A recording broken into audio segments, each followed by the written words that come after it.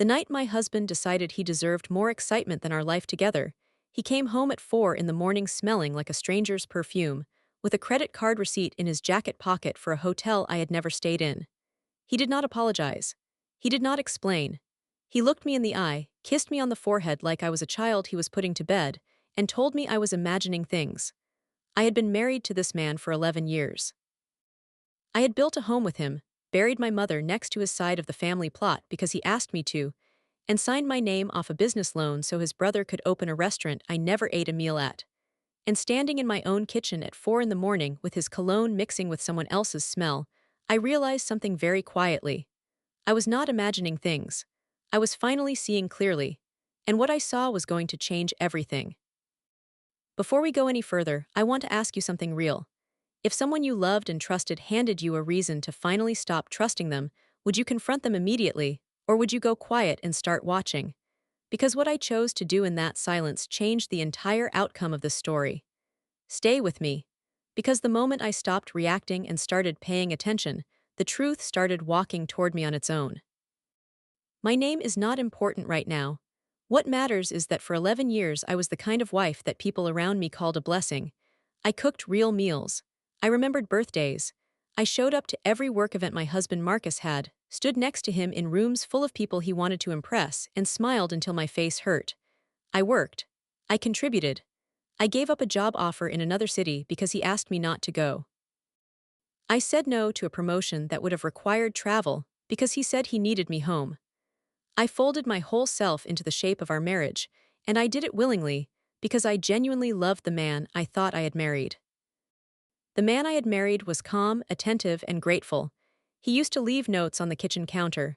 Small things, a sentence, sometimes just a word. He called me his anchor. He told his mother I was the reason he had not completely lost himself in his 20s. She believed him, she liked me, or I thought she did. That part comes later. The man who walked in at 4 in the morning on a Tuesday in October was not that person anymore. Or maybe he had never been that person. Maybe I had just been the last one to understand that. He said he had been at a work dinner that ran long. He said his phone had died. He said a colleague had driven him home because he had too much to drink.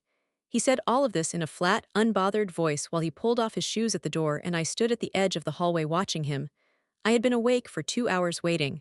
I had called him 6 times. I had texted. I had even called the restaurant he claimed they were at, and the hostess had told me they closed at 10. I did not tell him that, not yet. I just nodded. I said okay.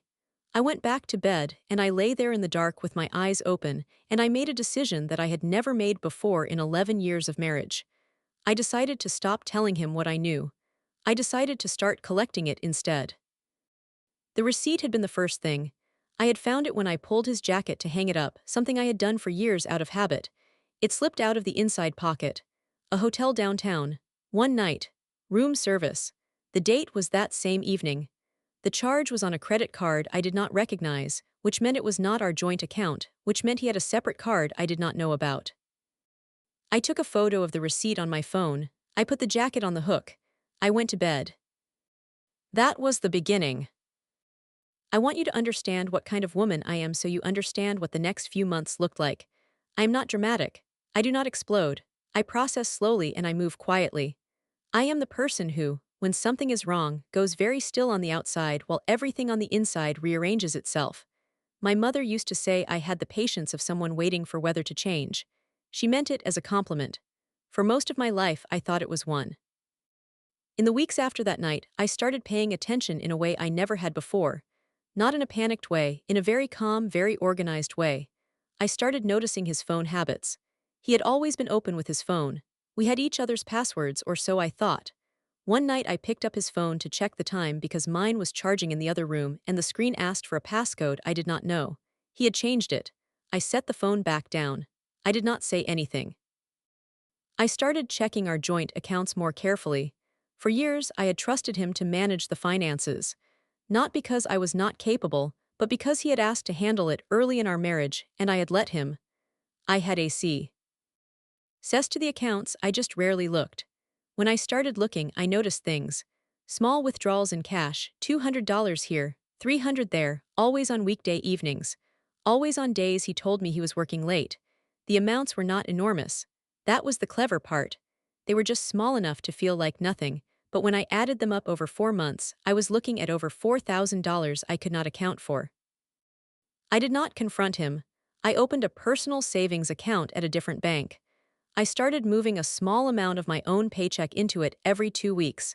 Nothing dramatic, just a foundation, just in case. In November, about 6 weeks after the hotel receipt, I found the second thing. I had borrowed his laptop to print a document because our printer is connected to his machine. When I opened the browser to navigate to my email, the autocomplete filled in a name I did not recognize in the search bar. A woman's name. I did not search for her. I wrote the name down on a piece of paper and put it in my bag. That evening I searched from my own phone. She was real. She existed on social media. She worked at a company that did contract work for Marcus's employer. Her profile was mostly locked down, but her profile picture was public. She was younger than me, not dramatically so, maybe 5 years. She had long dark hair and a smile that looked like it belonged to someone who had never been asked to sacrifice anything. I felt something in my chest that was not quite jealousy and not quite grief. It was more like recognition. The feeling you get when you find the answer to a question you had been asking yourself for months without realizing it. Everything gets quieter for a second. Then it gets very loud. I closed the app. I made dinner. I sat across from Marcus at the kitchen table, and I listened to him talk about a project at work, and I nodded and asked questions and refilled his water, and not once did my face show a single thing that was happening inside me. I need you to understand something. This was not weakness. This was not me being a pushover. This was strategy. Because I had learned something very important in 11 years of watching my husband operate. Marcus was only careful when he thought he was being watched. The moment he believed I was unaware, he stopped being careful, and I needed him to stop being careful. In December, his company had their annual holiday party. Spouses were invited, as they always were. Marcus told me 2 days before that the party had been canceled due to a budget issue. He said it casually, over breakfast, not looking up from his phone. I said that was a shame. I had already received the invitation forwarded to my email by his assistant, who had done it by accident because she always included me on office communications. The party was not canceled. It was happening that Friday. I did not go, I did not confront him. I waited until he left, dressed in the suit I had picked up from the dry cleaner for him the week before, and then I called my friend Dana, who is the only person who knew anything was wrong at this point. I told her what I had, the receipt, the phone password, the cash withdrawals, the name, the party that was not canceled. She was silent for a long time. Then she said, "You need a lawyer." I had been thinking the same thing, but hearing it from someone else made it real in a way that my own internal voice had not managed to yet. I made an appointment for the following week with a family law attorney. I told no one except Dana. I went alone. I sat in a quiet office across from a woman named Patricia who had the kind of calm energy that I immediately trusted, and I laid out everything I had collected. She listened without interrupting. When I finished, she looked at me and said, "You have been doing the right things. Keep doing them." She explained what I needed to understand about our financial situation. Because Marcus handled most of the accounts, I needed to start documenting everything. She told me which accounts we shared, how to request statements, what to photograph, and what to save digitally. She told me about the separate card, that I would need to find the card number if possible. She told me what community property meant in our state, and what it did not mean. I left that office with a list, and a feeling I had not had in a long time. Not happiness exactly, something closer to solidity, like I had found a floor underneath me that I had not known was there. In January, 2 things happened that changed the shape of everything. The first was a phone call from Marcus's mother. Her name is Renata, and she has always been polite to me in the way that some people are polite to furniture. Functional acknowledgement, never warmth. I had long since stopped expecting more from her, so when she called me on a Wednesday afternoon, I assumed it was something routine. It was not. She called to tell me that Marcus had spoken to her about the state of our marriage. She said this very carefully, very measured, like she was reading from a script she had prepared. She said he had told her that things had been difficult and that he was not sure the marriage was what he needed it to be anymore. She said she was calling as a mother who loved her son and wanted to offer me the chance to think about whether I was giving him what he needed. I sat very still on the other end of that phone call. I let her finish. Then I said, "I appreciate you calling, Renata." I said it without sarcasm. I said thank you. I told her I would think about everything she said. I ended the call. He had already told his mother. He had told her before he told me. He had been building his exit narrative before he had the conversation with his own wife. That was the moment I stopped grieving the marriage. I had been grieving it quietly for months, the way you grieve something that is dying slowly in front of you. But that phone call from Renata ended the grief. Because what I felt after it was not sadness. It was the cold, clear arrival of absolute clarity. The second thing that happened in January was that Marcus's brother called me. His name is Derek, and he is a different kind of person than Marcus. Derek has always been warm to me, genuinely. He came to our house for holidays. He called me on my birthday every year. When my mother passed, he drove 4 hours to be at the funeral. He was one of the few people in Marcus's family who had ever made me feel like a real part of it. Derek called on a Saturday. He asked if I had a few minutes. I said yes. He was quiet for a moment and then he said, "I need to tell you something and I need you to know I am telling you because you deserve to know, not because I am taking sides." He told me that Marcus had been spending time with someone. He had seen them together. He said the woman's name was the same name I had found in the search bar 2 months earlier. He said he had tried to talk to Marcus about it, and Marcus had got angry and told him to stay out of his life. Derek said he did not know what was happening legally or financially between Marcus and me, but he wanted me to know the truth. I thanked him, I really meant it. After I hung up, I wrote everything down. The date, the time, what Derek had said, his name, his phone number. I sent myself an email with all of it. Then I called Patricia's office and made another appointment. At that second appointment, Patricia and I went through the financial documents I had gathered over the past 3 months. Bank statements, screenshots of the cash withdrawals, the photo of the hotel receipt, the name of the woman, Derek's confirmation. She told me we had enough to begin. She told me that if Marcus initiated the divorce, I would be in a strong position. She also told me something I had not considered. She said, "Has he ever asked you to sign anything in the past year?" And I thought about it, and I remembered something that I had not thought much of at the time. About 8 months ago, Marcus had asked me to sign a document related to the business loan his brother had taken out, the one I had originally co-signed years before. He said it was a routine update, a refinancing form. He had handed it to me at the kitchen table with a pen already uncapped. I had looked at it briefly and signed because I trusted him and because he told me it was nothing important. I had not kept a copy. Patricia's expression shifted when I told her this. She said we needed to get that document. She made some calls. What came back changed the nature of everything I thought I understood. The document I had signed was not a refinancing form. It was a partial release of my interest in a piece of real estate that Marcus and I had purchased together early in our marriage. A small rental property. It was not worth a fortune, but it was worth something significant. My signature had removed my name from the deed. Marcus had done this 8 months ago, while I had no idea anything was wrong. I want to pause here because I need you to feel what I felt when Patricia explained this to me. It was not just betrayal anymore. What I was looking at was not a husband who had gotten lost. What I was looking at was a plan. A slow, patient, deliberate plan to reduce what I would be entitled to before I ever knew I needed to be entitled to anything. He had been planning this. While I made his dinners and picked up his dry cleaning and sat next to him at work events and convinced myself that the distance I felt between us was just stress or season or something that would pass. He had been planning. Patricia said we would challenge the document. She said the way it had been presented to me, without full disclosure of its nature, gave us grounds. She was already moving. I went home that evening and I made dinner, and I set the table for 2. And when Marcus came home I said hello, and I asked about his day, and he told me about a meeting that had run long, and I nodded and passed him the salad, and said that sounded frustrating.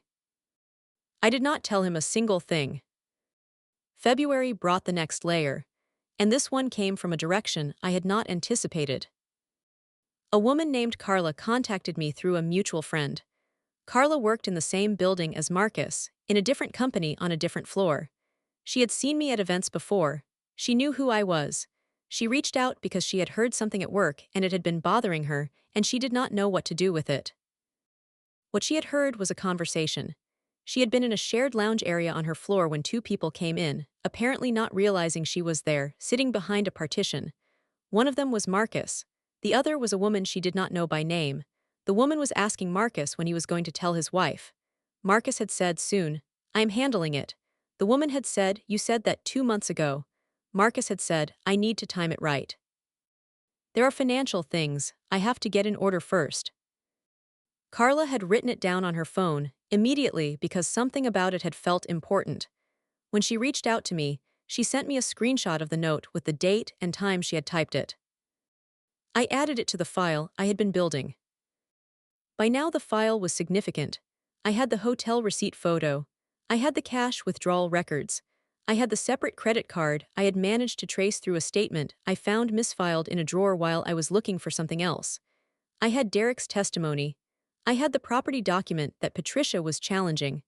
I had Carla's note. I had the email from the invitation to the party that Marcus had told me was cancelled. I also had something else now. Something I had found 2 weeks earlier that I had not yet told Patricia about because I was still sitting with it. I had found a folder on the shared drive we used for household documents.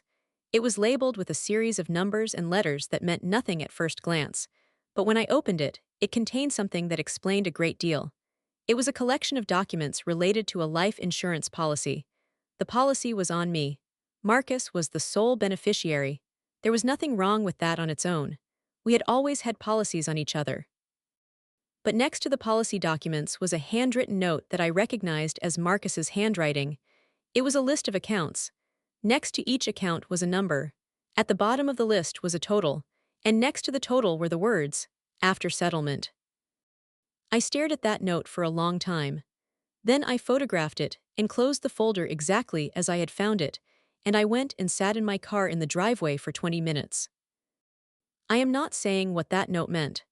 I am saying it existed and that I photographed it and sent the photo to Patricia the following morning with a message that said, I found something and I think you should see it.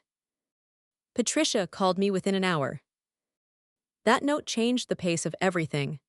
Patricia said we needed to accelerate. She said there were things she needed to file and steps she needed to take, and that I needed to be prepared for things to move faster than I had expected.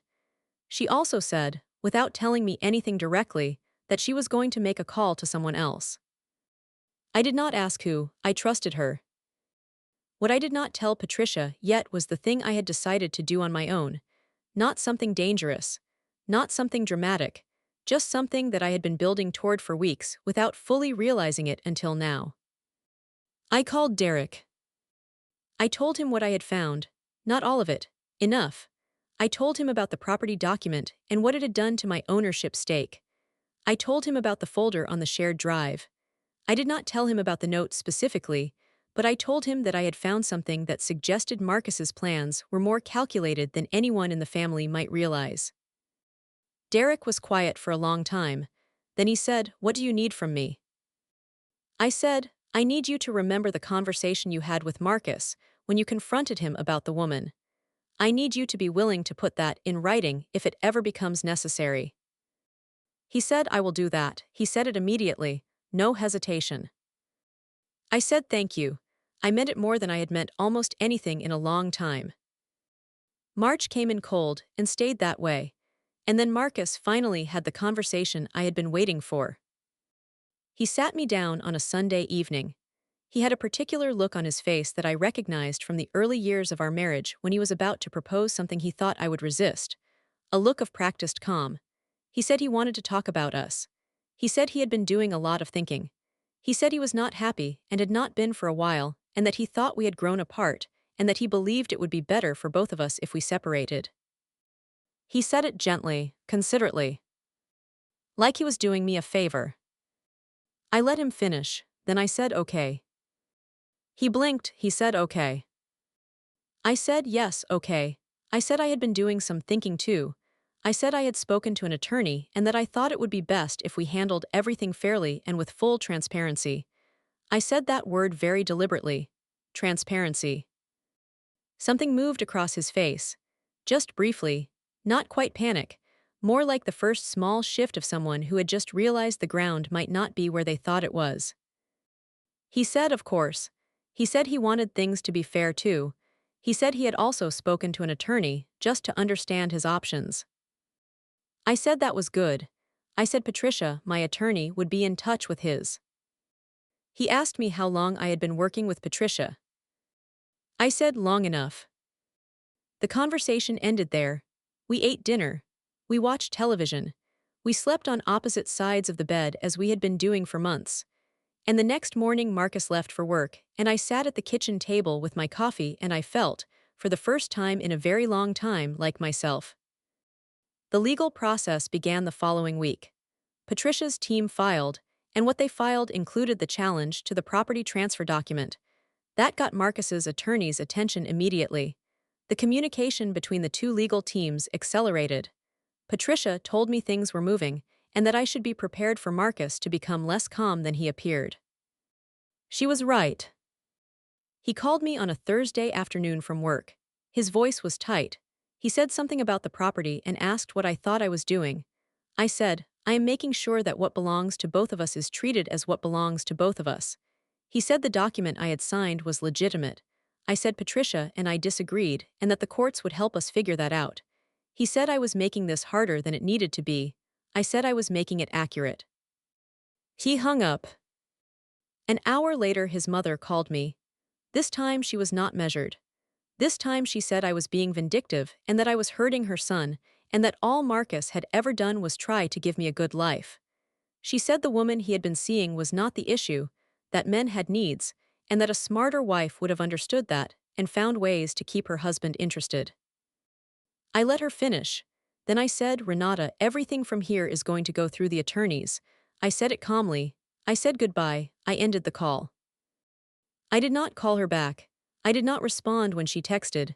I forwarded the text to Patricia as documentation. In April, Marcus's attorney made a settlement proposal. It was not a fair one. It valued the marital estate in a way that conveniently reduced what I would receive by a significant margin. It did not account for the cash withdrawals I had documented.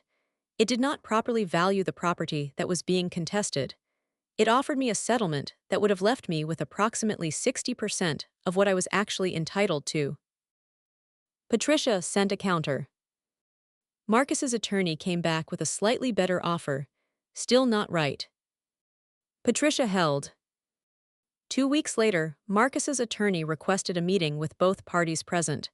This was unusual, and Patricia explained it meant they were feeling pressure and wanted to see how I would behave face to face. She told me exactly how to behave. She said, be present, be quiet, and let me do the talking. I sat across a conference table from Marcus for the first time in weeks in any formal way. He looked tired. He looked like someone who had expected a door to be unlocked and had been standing in front of it long enough to understand it was not going to open. I looked at him and I felt almost nothing. That surprised me, not relief, not anger, just a very clean absence, like a room you have emptied out so completely that even the echo is gone. His attorney spoke. Patricia responded. At one point Marcus looked at me and said my name, just my name, in a way that I think was meant to reach me, to find the version of me that would soften under eye contact and a certain tone. The version that had signed a document at a kitchen table without reading it closely because she trusted him. That version was gone. Patricia put the property challenge documentation on the table. She put the cash withdrawal records on the table. She laid out what we had, methodically and without drama. She asked Marcus's attorney to explain the discrepancy in the estate valuation. She asked about the separate credit card. She mentioned, briefly and pointedly, that there were other materials in our possession that would be relevant if this went before a judge. Marcus's face changed. His attorney leaned over and they spoke quietly. Then his attorney said they needed a recess. We got a very different offer the following day. It was fair, it was significantly better than the first two. It accounted for the property correctly. It included a compensator. Why amount for the withdrawn funds? It was not everything I deserved across 11 years, but it was honest. Patricia said it was reasonable and told me the choice was mine. Going to trial was possible but costly and long. Accepting meant resolution within weeks. I thought about it for 2 days. I thought about what I wanted the next year of my life to look like. I thought about whether I wanted Marcus in my periphery for another 12 months while we went through a courtroom. I accepted the settlement. I am not going to tell you I felt triumphant when I signed the papers. That would be dishonest. What I felt was tired and clean at the same time, like finishing a very long run, like coming inside after a storm. What happened after the settlement is a story of small things, but they mattered. Marcus moved out in May. He moved in with her, the woman with the dark hair and the smile that had never had to sacrifice anything. I heard later from Dana that it lasted about 4 months, that by October they were not together anymore. I am not going to pretend that information did not find a small, quiet part of me that felt like justice. It did. I am human. Renata called me once after the divorce was finalized. She said she hoped I was well. I said I was. She said she hoped there were no hard feelings. I said I had none. That was mostly true. Derek came to see me in June. He brought flowers, which was unnecessary and kind. He sat at my kitchen table and drank coffee and said he was sorry that his family had treated me the way it had. He said he hoped I knew that not all of them had felt that way. I told him I knew. I told him he had been one of the reasons I had not completely lost faith in the situation while it was happening. He seemed moved by that. We still talk every few weeks. That friendship is real. The financial settlement allowed me to do something I had wanted to do for years, but had set aside because it had not fit the shape of our life together. I started a small consulting business using the skills I had built in my career. I had more freedom than I had had in over a decade. I moved into an apartment that was entirely mine. Every piece of furniture in it is something I chose. The silence in it is something I chose too. I want to tell you about the moment I understood how far I had come. It was a morning in September, about 4 months after everything was finalized. I was sitting at my desk in the apartment with coffee and my laptop, and the morning light was coming through the window at an angle that turned everything in the room a particular color, gold almost. And I realized that I was not waiting for anything. I was not waiting for Marcus to come home. I was not waiting for a mood to change. I was not managing anything or bracing for anything or reading the emotional temperature of a room. I was just sitting there, in the light, in my own silence, not lonely, not afraid, not pretending. That felt like winning. Not the settlement, not the confrontation in the conference room, not the look on his face when Patricia laid everything on the table. That morning in September, that was the victory. But I want to be honest with you about something because I think it matters. I do not want you to walk away from this thinking that what I did was easy, or that I never doubted myself. I doubted myself constantly in those months. There were nights when I lay awake wondering if I was wrong, if the receipt was something innocent, if I was building a case against a man who was flawed but not calculated. There were mornings when I almost said something, almost asked him directly, almost handed him the chance to explain. What kept me quiet was not anger. It was the memory of the document I had signed without reading. That was the thing that settled it for me.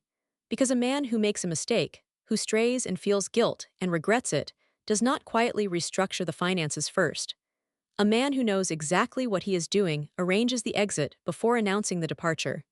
And Marcus had been arranging things for a long time before I found that hotel receipt. I was not wrong to be patient, but I was wrong to have been so trusting for so long. That is the lesson I carry, not bitterly but honestly. You can love someone fully and still keep your eyes open. You can be a devoted partner and still know what your signature means on a document. You can be the most loyal person in a room and still not hand anyone the keys to everything you have built. The woman who walked out of Patricia's office the first time I went there is the woman I had always been underneath all the accommodating and all the quiet and all the patient waiting. She just needed the right conditions to stop waiting and start moving. I want to tell you one more thing. About 6 months after the divorce, I ran into Marcus at a grocery store. Just a coincidence, the kind of coincidence that a city will occasionally arrange for you whether you want it or not. He saw me first. I know because when I turned down the aisle he was already looking at me with an expression I had not seen on his face before. Not quite shame, not quite regret, Something in between, something that did not quite know what it was. He said hi, I said hi. He said I looked good, I said thank you. He paused and then he said, I handled everything badly. I looked at him for a moment. I thought about 11 years. I thought about the note in the folder. I thought about the kitchen table and the uncapped pen. I thought about Renata's voice on the phone telling me a smarter wife would have kept her husband interested. I said yes, you did. Then I put my items in my basket, and I walked to the next aisle. That was the last real conversation we had. I do not know what his life looks like now. I know mine. I know it is honest and it is mine, and no one is managing it or shrinking it or quietly removing my name from it while I am not looking. That is more than enough. The world tells women like me to be grateful, to be forgiving, to be understanding, to ask ourselves what we could have done differently to keep the peace. For years I listened to that. I made myself smaller and quieter and more accommodating because I believed that was love. I believed love required you to be adjustable, flexible, patient to the point of disappearing. What I know now is different. Love does not require your disappearance, and anyone who benefits from your invisibility is not loving you. They are using you. When you finally stop making yourself invisible, the people who needed you invisible have a very hard time adjusting. They call it vindictive. They call it cold. They say you changed. You did change, that is the whole point. The receipt in his jacket pocket was the beginning of a story that he thought he was writing alone. He thought the ending was already decided. He had made all the arrangements. He had told his mother. He had moved the money around. He had planned for every version of me that he knew. He did not plan for this version. He did not plan for the woman who went still instead of exploding, who photographed instead of confronting, who found Patricia instead of finding a way to forgive again, who let Derek be a witness instead of an enemy, who sat across that conference table and felt nothing when he said her name, because she had used the months he spent planning his exit to build something he could not dismantle. He went looking for excitement. He lost his home, his property stake, his financial advantage, his brother's loyalty, and eventually the woman he had left for. And I, the woman he had stopped seeing clearly a long time ago, walked away with a settlement, an apartment in good morning light, and the first real peace I had known in years. He thought he was ending my story. He was just the event that started the better one. If this story reached something in you, I want to hear about it. Not because I want validation. Because I believe there are people watching this right now who recognize something in it. Maybe you have been signing things without reading them. Maybe you have been explaining away receipts. Maybe someone in your life has been quietly rearranging things while you trusted them completely. If any part of this felt familiar, leave a comment and tell me what you saw. And if you know someone who is in the quiet, confused, still stage of something like this, share this with them. Not to make them angry, just so they know they are not imagining it, and they are not alone.